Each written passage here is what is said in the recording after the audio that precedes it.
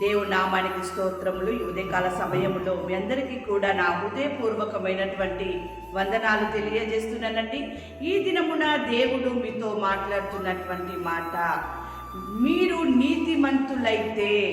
దేవుని వాక్యం సెలవిస్తూ ఉంది. సామెతల గ్రంథము 3వ అధ్యాయము 33వ వచనములో, నీతిమంతుల నివాస స్థలమును ఆయన ఆశీర్వదించును. నీతిమంతుల యొక్క నివాస స్థలమును దేవుడు ఆశీర్వదిస్తాడట. అయితే నీవు నీతిమంతుడవేనా? నీవు నీతిమంతురాలవేనా?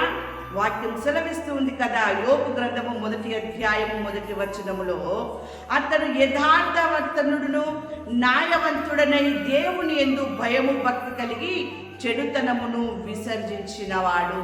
దేవుని బిడ్డలారా, ఆయన యథార్థవర్తనుడట, న్యాయవంతుడైనడట, దేవుని యందు భయము భక్తి కలిగినటువంటి వాడుగా ఉండి చెడుతనమును విసర్జించిన వాడిగా ఉంటూ ఉన్నాడు. అంటే నీతిమంతుడుగా ఉంటూ ఉన్నాడు ఆయన. నీ నీతికి తగినట్టుగా నీ నివాస స్థలమును వర్ధిల్లజేయును అని యోబు గ్రంథంలో రాయబడి ఉన్నది. దేవుని బిడ్డలారా, ఆయన నీతిమంతుడు కనుకనే ఆయన నీతిని బట్టి యోబు యొక్క నివాస స్థలమును దేవుడు వర్ధిల్లజేసి ఉన్నాడు. యోబునకు పూర్వము కలిగిన దానికంటే రెండంతలుగా అధికముగా యెహోవా అతనికి దయచేసి ఉన్నాడు. దీనంతటికీ కారణము దేవుని యందు భయము భక్తి కలిగి చెడుతనమును విసర్జించి నీతిగా జీవించడమే. దేవుని యొక్క వాక్యం కూడా సెలవిస్తూ ఉంది. ఇక్కడ ఆదికాండములో 6వ అధ్యాయము 9వ వచనములో, నోవాహు నీతిపరుడును నిందారహితుడనై ఉండెను. అయితే నోవాహు యెహోవా దృష్టి యందు కృప పొందినవాడాయెను. దేవుని బిడ్డలారా, నీతిమంతుల నివాస స్థలమును ఆయన ఆశీర్వదించును అని ఈరోజు దేవుడు మాట్లాడుతూ ఇద్దరు వ్యక్తులని మన ముందు పెట్టి ఉన్నాడు.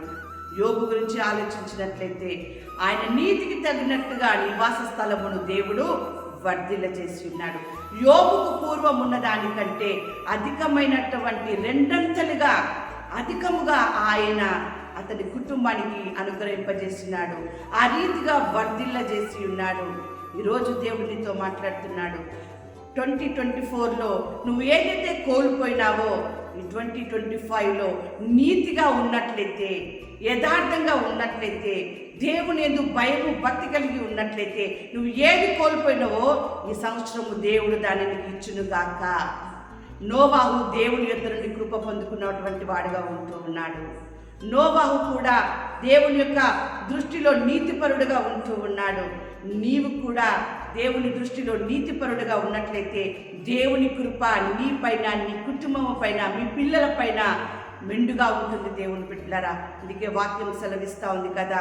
ఆదికాండం 9వ అధ్యాయము 1వ వచనములో, మరియు దేవుడు నోవాహును అతని కుమారులను ఆశీర్వదించి, మీరు ఫలించి అభివృద్ధి పొంది భూమిని నింపుడి అని చెప్పేసి ఆ రీతిగా దేవుడు మిమ్మల్ని, మీ కుటుంబాన్ని కూడా ఆశీర్వదించి అభివృద్ధి పరచును గాక. ఆమేన్.